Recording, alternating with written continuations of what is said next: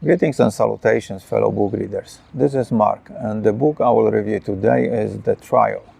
Before we continue, this is personalized limited edition of The Trial with leather cover, designed and made by me. At the end of the video, I will tell you a couple of ways of how you can get one for yourself, if you are interested. Now let's get back to the review. The Trial is a novel written by Franz Kafka in 1914, but published after his death and likely against his wishes in 1925. Kafka was born in Prague, at the time part of the Austro-Hungarian Empire, worked as a lawyer, and died at a relatively young age of 40. The official cause of his death was written as tuberculosis, but the real reason was probably starvation, since his throat condition didn't allow him to swallow any food.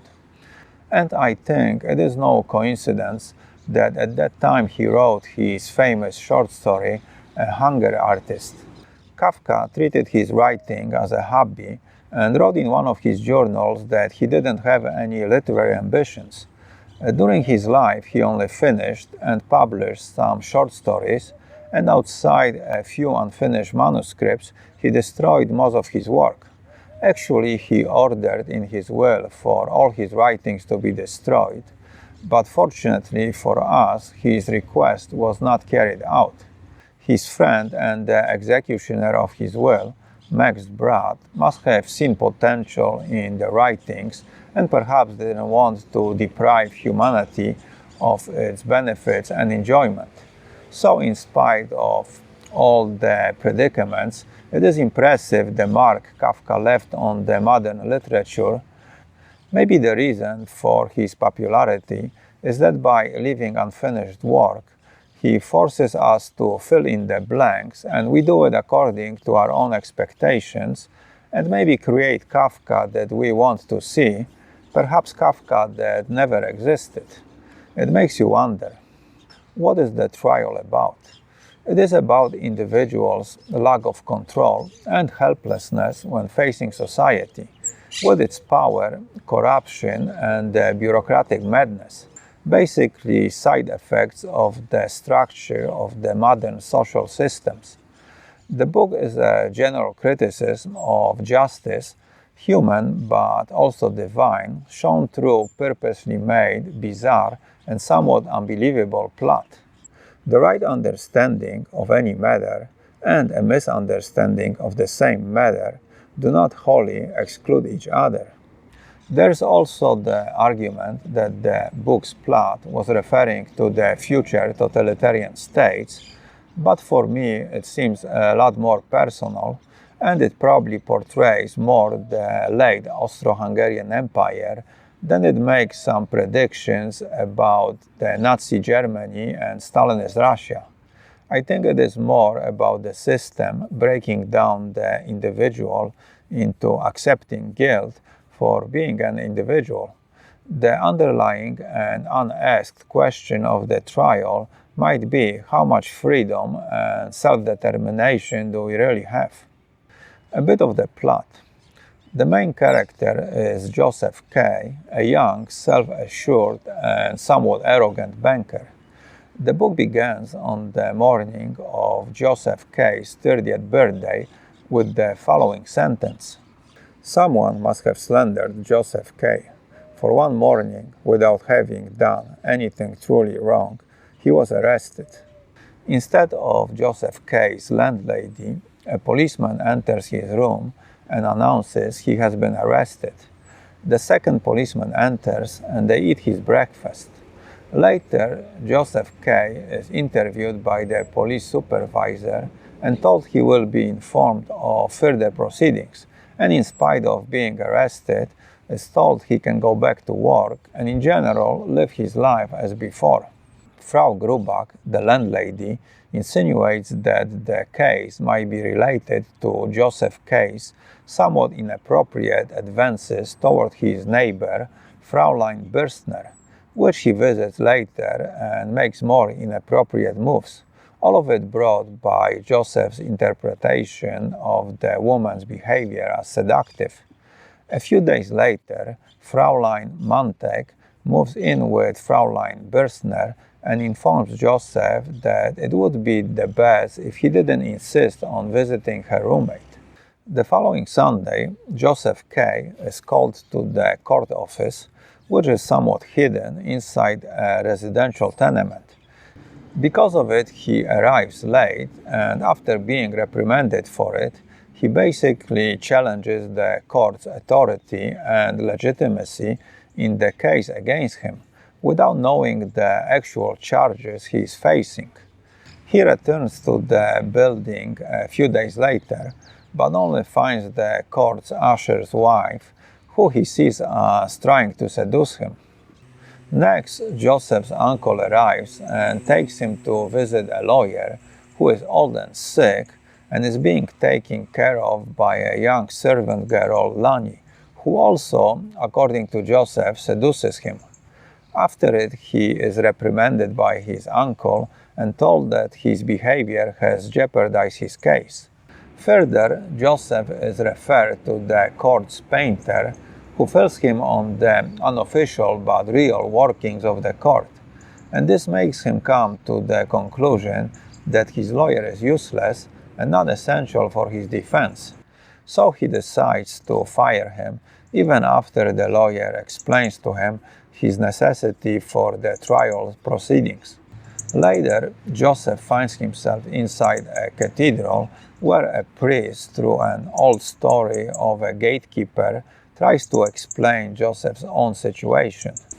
The evening before Joseph's 31st birthday, while he's sitting in the doorway, dressed in black, waiting, two men make a surprise visit to his apartment and take him with them to what seems to be the finality of the justice rendered against him. And that's the basic plot. What are my thoughts about the trial? Well, it is one of these books that if you take the plot too narrowly and too literally, you will most likely be disappointed. The trial will be as good or as bad as you make it. I myself like the bizarre plot because it gave me plenty of creative freedom to interpret it in my own way. And sentences such as these: "It would have been so pointless to kill himself that even if he wanted to, the pointlessness would have made him unable," and "From a certain point onward, there is no longer any turning back. That is the point that must be reached," made it somewhat clear to me how the book should be handled. The book's ideas seem pretty tangible, and they show the unity of all bureaucratic systems, political, economic, and religious, that create constant pressure and make an effort to influence and control our lives. For a man under suspicion, movement is better than rest. For the man who is at rest can always, without knowing it, be on the scales being weighted together with his sins. There is the scene in the cathedral which seems to be there to show the trial covers the entire life of Joseph K. And maybe the reason why the charges were never stated was to keep it a bit immaterial. The narration touches on the spiritual, the priest story of a gatekeeper and a man wanting to pass through the door, titled Before the Law, maybe doesn't make it clear, but it tries to explain the bizarre situation Joseph K. faces. The door, just like the trial, was made for one individual, and concluding the trial, just like passing through the door, was the end. So the law is not the means but the end. Whatever he may seem to us, he is yet a servant of the law. That is, he belongs to the law, and as such is set beyond human judgment. So further, the law is almost divine and presented as the absolute power over us, not permitted to be questioned. "No," said the priest, "you don't need to accept everything as true. You only have to accept it as necessary." "Depressing view," said Kay, "the lie made into the rule of the world." And this applies to many institutions created by society in reference or how they impact the individual. Basically, we are at society's discretion and somewhat powerless when facing it. Joseph K. is being judged by the society, and the crime is his life. The trial is a modern-day inquisition where Joseph is being judged for being who he is. Kafka, who was Jewish, might be indirectly referring to anti-Semitism and persecution of the Jews. The court is not coincidentally located inside a residential building and filled with people who represent society, which is shown to be brutal and violent when a man during the hearings takes advantage of a woman and nobody reacts. And Joseph challenges and even disrespects this very society, first in the court by questioning its authority and later by not following his lawyer's advice. One must lie low, no matter how much it went against the grain, and try to understand that this great organization remained, so to speak, in a state of delicate balance, and that if someone took it upon himself to alter the dispositions of things around him, he ran the risk of losing his footing and falling to destruction, while the organization would simply right itself by some compensating reaction in another part of its machinery, since everything interlocked and remained unchanged, unless indeed, which was very probable, it became still more rigid, more vigilant, severe, and more ruthless. Further, Joseph even considers getting revenge against the people who judge him by taking away the usher's wife, who is shared by all the court members, thus possessing something they consider theirs, and all this action seems to seal his fate. Joseph K. is a sacrifice, but sacrifice for what? "But I am not guilty," said K. "There has been a mistake. How is it even possible for someone to be guilty? We are all human beings here, one like the other." "That is true," said the priest, "but that's how the guilty speak."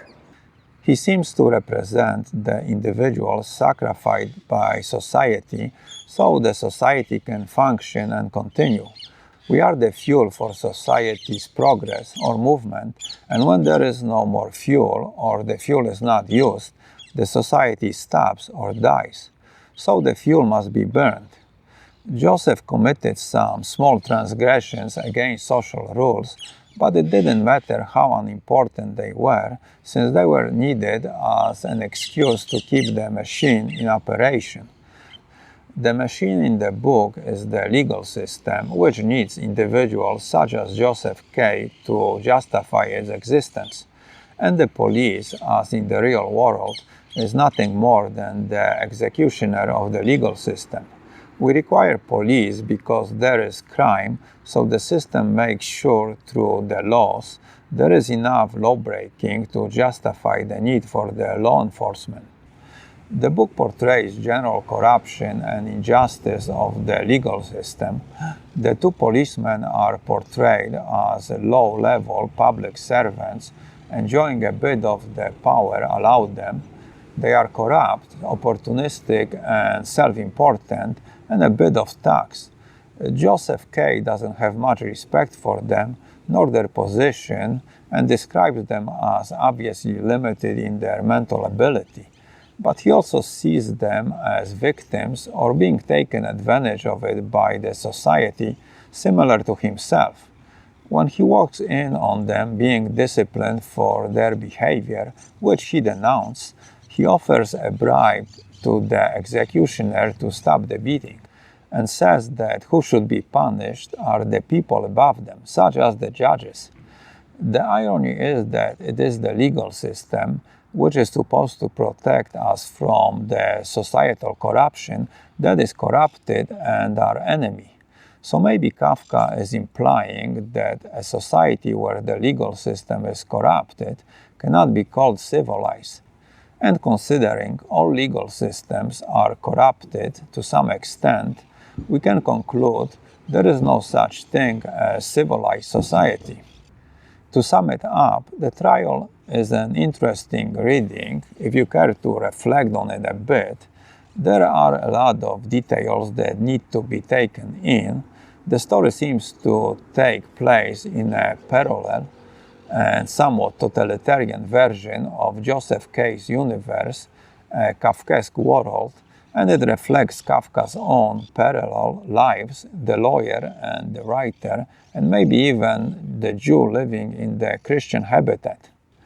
The trial also deals with repressed sexuality, when Joseph seems to want every female he comes into close contact with, and every female wants him in return. At least that's what he imagines. And this gives the women in the novel a certain amount of influence and power over him, and ultimately over his fate. I recruit women helpers, he thought, almost amazed. First, Fräulein Bernstner, then the court's usher's wife, and now this little nurse, who seems to have an inexplicable desire for me. It represents Kafka's own desires and weaknesses, since he was pretty active sexually and frequently visited brothels. And there's also Kafka's distant and cold relationship with his father, and the court might represent his father unfavorably judging him and his life. Kafka was somewhat of a disappointment for his father, and he made sure he knew it. And maybe this translated into insecurities about his writings, thinking it was not good enough, never finishing it, and in the end wanting it all destroyed. The trial is similar to the Metamorphosis. One deals with the immediate family, while the other with the society one exists in, but in both tales the hero wakes up to a new, bizarre reality that seems more of a continuation of the dream state. And both society and family are more preoccupied with their collective identity than the individual. What Kafka describes are common human conditions, psychological and emotional, in a bizarre way. The moral of the story seems to be the world is corrupt, nobody is innocent, and there is no escape, so we all should be afraid. There's the issue some people seem to have with the book being left unfinished by Kafka. He wrote the first and the last chapters and then started to fill in between, but how much remains unknown. The question is why Kafka didn't finish any of his novels. It wasn't a question of time, since he started the trial 10 years before his death. It could be that he planned to get back to them in some distant future, but the death got in the way. Or maybe he just wasn't a finisher. He would get bored and move on to something else. The manuscript was later edited by Max Brod, who himself was a decent and accomplished writer and knew Kafka's literary style better than anybody. I wonder if Brod just added some adjectives and sentences, or he wrote entire chapters. A lot of the book seems to consist of unnecessary to the plot fillers, probably to add the volume to the work. I think Brad got the meat of the story and glued it together with some of his own input. Another matter is the translation. Many times it is the translator who makes or breaks the book. Anyway, the trial stands on its own. I think too often we try to link work with a person to give it more importance and quality, but possibly this is counterproductive and distorts the message. Further, the book is bizarre and strange, but it doesn't try to be anything else, so there is some authenticity to it. For the visuals, there is a pretty good 1960s adaptation of the novel directed by Orson Welles and starring the Hitchcock psycho Anthony Perkins. The film is in black and white, and the time frame was moved from the early 20th century to the 1960s, and also the ending is rather explosive, but still faithful to the text. There's also the 1990s film with Anthony Hopkins as the priest, which closely follows the plot and does a decent job transferring the book's general ideas. Okay, let's talk about the physical book. The book I am holding is a paperback which I transformed into hardcover leather-bound edition. To make the cover, I use grade A, naturally 10 hide. I buy from a tanner in North Spain. It is the same leather Louis Vuitton uses to make his bags, so it is top quality. I do all the processing of the leather myself. First, I design the cover, and I decide to use this Kafkaesque painting of what might seem to be Joseph K., where the eyes and what he sees represents the gate and the mouth, and what he says are the key to the gate. This is the back with the blurb, and inside front cover I printed a quote from the book in kind of a Kafkaesque-like fashion out of the center.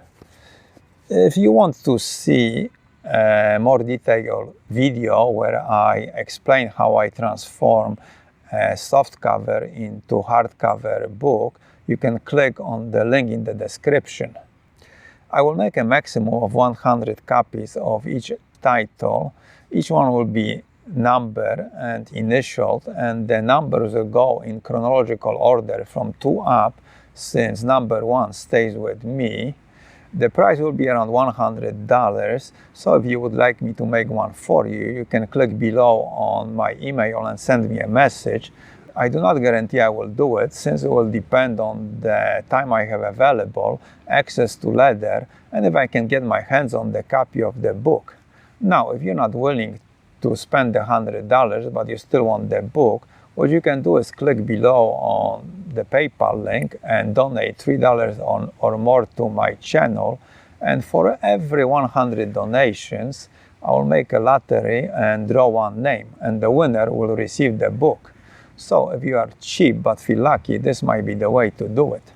Also, when you make your donation, make sure you include the title of the book you would like to win. The book itself is beautiful. Visually, it has a nice texture. It smells great, and the more you handle it, the more beautiful it will become. And it makes a great gift for yourself or somebody who appreciates books. So if you want one, don't snooze, or you might lose. Well, that's it. So let's end it here. And until next time, keep your ear close to the ground and read a book. Adios.